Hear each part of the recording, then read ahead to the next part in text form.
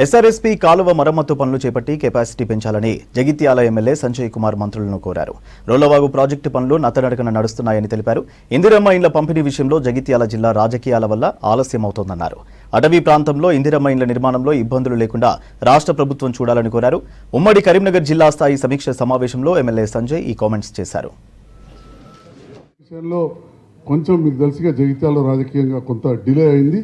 దాన్ని మీరు పెద్ద మనసుతో ఆలోచన చేసి దాన్ని సాల్వ్ చేసి తొందరగా స్టార్ట్ అయ్యేలాగా చూడాల్సిందిగా మీ అందరినీ కొడుతున్నాం సార్. భూభారతి విషయంలో మంచిగా పని జరుగుతుంది. అయితే ఎల్ఆర్ఈ అప్పుడు కొన్ని తప్పులు జరిగిన మాట మనందరికీ కూడా తెలుసు. ఈ మధ్య కాలంలో కలెక్టర్ గారు అధికారులు కొన్ని ఆల్రెడీ ఎవరైతే మంచి కాస్ట్లీ ల్యాండ్స్ ఎవరైతే వాళ్ళ పేర్ల మీద చేయించుకున్నారో అవన్నీ కూడా తీస్తూ ఉన్నారు. దాంతోపాటుగా ఒక సమస్య సార్, అసైన్ ల్యాండ్స్ కూడా మా ప్రాంతంలో ఉంటాయి. గతంలో మన కాంగ్రెస్ ప్రభుత్వంలో ఎక్కువ అసైన్ పట్టాలు ఇచ్చినాం. వాళ్ళకి బ్యాంకర్స్ లోన్ ఇవ్వట్లేదు సార్.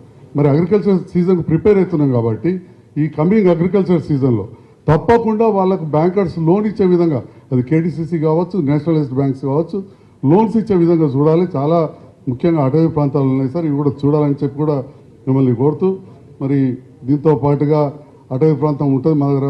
దాదాపు 3 మండలాలు, ఆ ఊర్లే అడవులలో ఉన్నాయి. వాళ్ళు కట్టుకునేటప్పుడు కొద్దిగా ఆబ్జెక్షన్ లేకుండా ఇందిరమ్మ ఇండ్లకు ఇబ్బంది లేకుండా కూడా చూడాలి. వేరే నియోజకవర్గాల్లో కూడా ఉంటాయి కాదు. ఈ విషయం మీ అందరికీ కూడా తెలుసు సార్.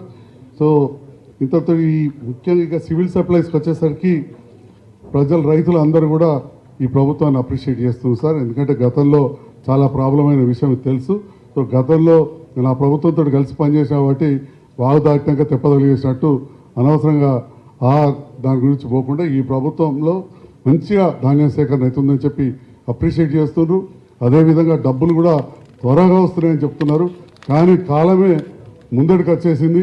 నేను కూడా పక్కా వ్యవసాయ కుటుంబం నుంచి వచ్చిన వాడిని.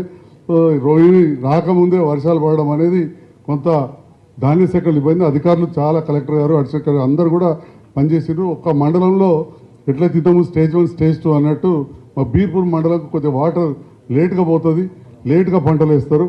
అక్కడ మాత్రమే మిగిలింది, అది కూడా ప్రయత్నం చేస్తున్నారు.